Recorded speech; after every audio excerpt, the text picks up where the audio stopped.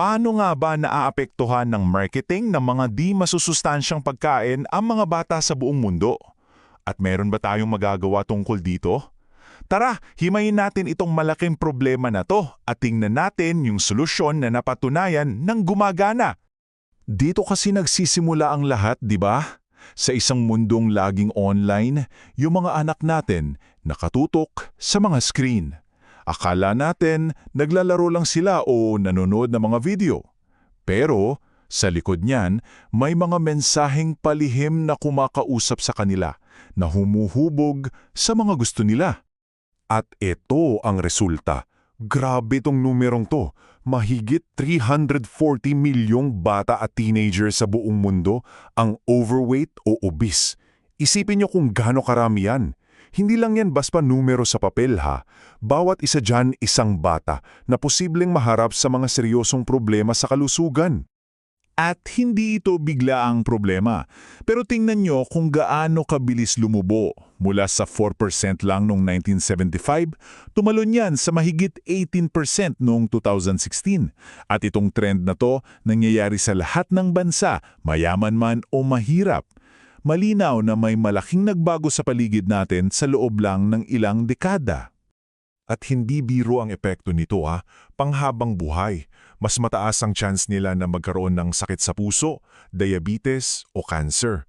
Bukod pa dyan, apektado rin yung isip, nagkakaroon ng depresyon, bumababa ang self-esteem. At nakita natin yan nung pandemic, di ba? Mas madali silang tamaan ng sakit. Sa huli, napakalaki ng gastos, hindi lang para sa pamilya, kundi para sa buong bansa. So ang laking tanong, ano bang nasa likod nitong krisis na to? Dito na natin papasukin ang mundo ng marketing. Alamin natin yung di nakikitang impluwensya nito sa ating mga anak. Para mas maintindihan natin yung problema, kailangan nating tingnan yung tinatawag na food environment. Ano to? Well, ito yung lahat ng bagay sa paligid natin na nakakaapekto sa pinipili nating pagkain. Mula sa presyo, sa kung ano ang mabili, hanggang sa kung paano ito binibenta sa atin. At yung marketing, isa yung napakalaking parte ng environment na yan. At ang bida sa marketing ngayon, etong mga ultra-processed foods. Ano ba to? Hindi lang to basta processed ha. Ito yung mga produktong gawa sa pabrika na idinisenyo para kumita ng malaki. Puno ng asukal, asin at taba para maging hyper-palatable o sobrang sarap para di mo mapigilan. At syempre, gawa sa murang sangkap para mas matagal sa estante. Ayan, eto na sila. Kilalang-kilala natin to, di ba? Mga matatamis na inumin, chichirya, fast food, processed meats. Eto yung mga produktong bumubomba sa mga anak natin saan man sila lumingon. Sila yung mga bida sa ads na nakikita nila araw-araw. At akala nyo ba, sa TV lang yan? Naku, hindi na. Ang marketing ngayon, nasa lahat na ng sulok. Nasa paborito nilang online games, sa social media feeds, sa sports na pinapanood nila, pati sa loob mismo ng eskwelahan. Isa itong napakalawak at matalinong sistema na ginawa para makuha ang atensyon at loyalty ng mga bata. Dahil ganito na kalala ang problema, hindi na to simpleng usapin ng pagpili lang Usapin na to ng karapatan. Tingnan natin kung bakit ang aksyon ng gobyerno ay hindi lang basta isang polisiya, kundi isang moral at legal na obligasyon. Ito yung pinakapundasyon. Alam nyo ba, nakasulat sa international law, sa UN Convention on the Rights of the Child na tungkulin ng bawat gobyerno na siguraduhing protektado ang kalusugan at nutrisyon ng bawat bata. Kaya yung pagpabaya sa kanila sa harap ng ganitong marketing, isa yung paglabag sa karapatan nila. Pero syempre, may sagot dyan ng industriya. Ang linya nila palagi, kaya na namin to. Hayaan nyo kaming i-regulate ang sarili namin. Ito yung pangunahing depensa nila laban sa kahit anong regulasyon mula sa gobyerno. Okay, maganda pakinggan, pero ito yung sinasabi ng datos na paulit-ulit nang napatunayan sa buong mundo. Ang self-regulation, palaging bigo. Yung mga voluntaryong sistema nila puno ng butas at hindi talaga kayang protektahan ng mga bata. So kung hindi self-regulation ang sagot, ano pala? Dito na tayo sa magandang balita. titingnan natin yung matibay na ebidensya na may solusyon at ito ay ang mga restriksyong pinapatupad mismo ng gobyerno. At ang ganda nitong flowchart na to kasi napakalinaw. Ganito lang kasimple yan. Pag may restriksyon sa marketing, bumababa ang exposure ng mga bata.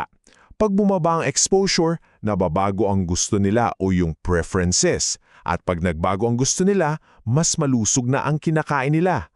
Ang resulta, mas magandang kalusugan, isang diretsyong chain of events. At hindi lang yan drawing ha, hindi lang teorya. May mga bansa nang sumubok nito at nakita ang tagumpay. Silipin natin ang dalawang magandang halimbawa, ang Chile at ang United Kingdom. At tingnan nyo naman yung resulta. Hindi to maliliit na pagbabago. Sa UK, halos 40% ng unhealthy ads ang nawala sa paningin ng mga bata. Sa Chile, mas grabe pa. Para sa mga teenagers, kalahati ng mga ads na nakikita nila dati biglang naglaho. Ito yung konkretong patunay na kayang putulin ng regulasyon ang linya ng masamang impluensya. At hindi lang sa ads ang epekto, ito yung pinakaimportante, yung totoong pagbabago. Sa Chile, yung pag-inom ng matatamis na inumin bumaba ng halos 30%. At sa UK, isipin nyo, $10 bilyong ang posibleng matipid sa healthcare. Pera yan na pwedeng ilagay sa mas magagandang eskwelahan o ospital. Napakalaki ng epekto. Okay, so gumagana pala. Galing. Ngayon ang tanong, paano ba to gawin ng tama? Alamin natin ang mga sangkap para sa isang matagumpay at kumpletong pulisiya. Ito na yung blueprint.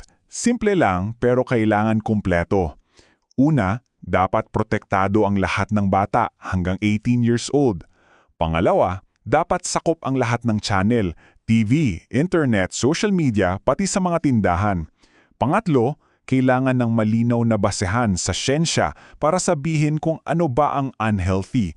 At pang-apat, na marahil pinaka-importante, kailangan ng mahigpit na pagpapatupad na may tunay na parusa sa mga hindi susunod.